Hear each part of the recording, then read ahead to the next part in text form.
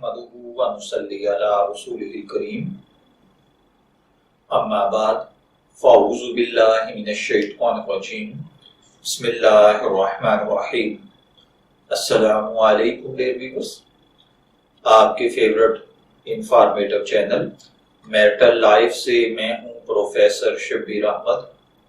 हमारा आज का टॉपिक है औरतों का हमें बनवाना शर्म कैसा है।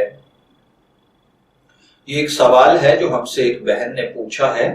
वो कहती हैं कि मेरी एक सहेली ये कहती है कि हमें बनाना गुनाह की बात नहीं है, क्योंकि छोटे बच्चों के बाल आटे से रगड़ कर उतारे जाते हैं, तो बड़े होकर भवों के बाल उतारना गलत बात तो ना हुई ना।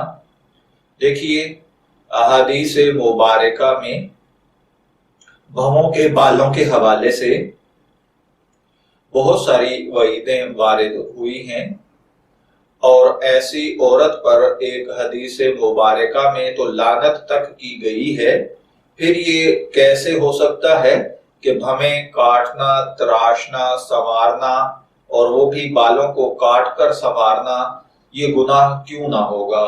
इसलिए मेरी बहनों से ये रिक्वेस्ट है कि खुदारा ऐसे आमाल से इज्तनाब बरता करें।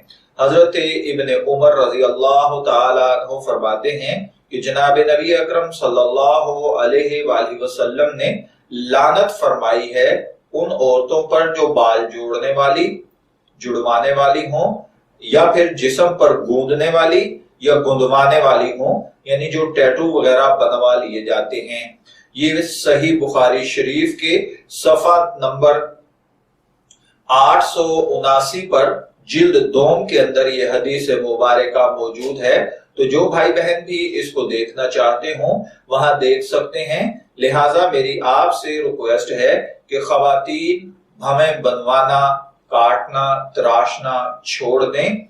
मैं दुआगो हूं कि अल्लाह ताला हमें इन बातों का पर अमल करने की तौफीक अता फरमाए।